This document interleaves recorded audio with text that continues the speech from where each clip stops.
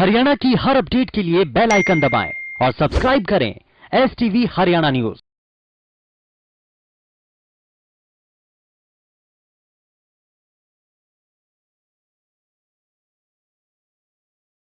BJP के राष्ट्रीय अध्यक्ष जगत प्रकाश नड्डा ने आगामी 21 फरवरी को राष्ट्रीय पदाधिकारियों की बैठक बुलाई है।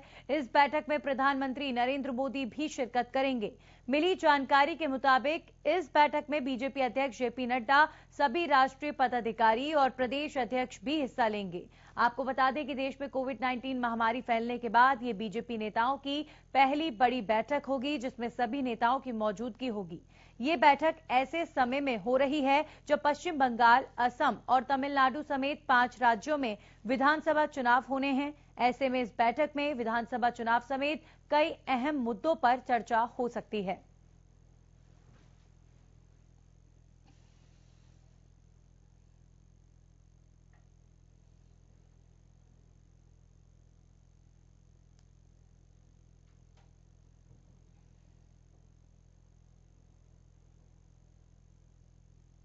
और अब बात यमुनानगर की, जहां पर आदि बद्री में अंतर्राष्ट्रीय सरस्वती महोत्सव 2021 का आयोजन किया गया है, जिसमें सरस्वती नदी नए परिप्रेक्ष्य और विरासत विकास विषय पर एक सेमिनार आयोजित किया गया। इस सेमिनार में सोमवार को सीएम मनोहर लाल ने वीडियो कॉन्फ्रेंसिंग के जरिए शिरकत की।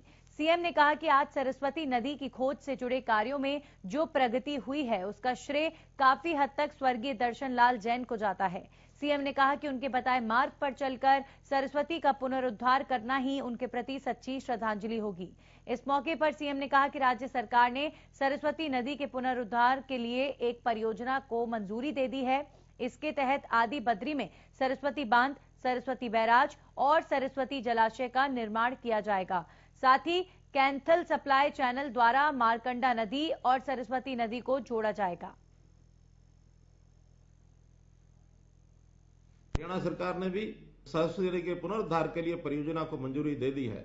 इस प्रयोजन के लिए यह निर्णय लिया गया है कि आदि बद्री में सरस्वती बांध, सरस्वती बैराज और सरस्वती जलाशय का निर्माण किया जाएगा। लगभग 800 करोड़ रुपए की योजना इसको हमने इसके ऊपर खर्च करने का विचार किया है। साथ ही कैंथल सप्लाई चैनल द्वारा मारकंडे नदी और सरस्वती नदी इसको। वहीं मुख्यमंत्री मनोहर लाल ने राज्य में अवैध कॉलोनियों में बुनियादी सुविधाओं की कमी की जानकारी प्राप्त करने के लिए एक पोर्टल लॉन्च किया है। इस पोर्टल के जरिए रेजिडेंट वेलफेयर एसोसिएशन या कॉलोनी डेवलपर्स कॉलोनियों में बुनियादी सुविधाओं की कमियों के बारे में सूचनाएं सरकार को दे सकेंगे। इस मौके पर मुख्यमंत्री ने कहा कि सूचनाएं सरकार को अवैध कॉलोनियों के बारे में नीतिगत निर्णय और बुनियादी सुविधाएं प्रदान करने में मददगार साबित होंगी। ये सूचनाएं पोर्टल पर 31 मार्च 2021 तक दी जा सकती हैं। उन्होंने कहा कि राज्य सरकार सभी को आवास तथा मूलभूत सुविधाएं उपलब्ध कराने के लिए प्रतिबद्ध है, लेकिन अभी भी बहुत सी अवैध कॉलोनियों में इन बुनियादी सुविधाओं की काफी कमी है। मुख्यमंत्री ने यह भी कहा कि इन कॉलोनियों में रहने वाले लोग मेहनत से कमाई गई आमदनी से मकान बनवाते हैं, लेकिन कई बार इन कॉलोनियों के अवैध होने की जानकारी न होने की वजह से उन्हें विभागीय कार्रवाई का सामना भी करना पड़ता है।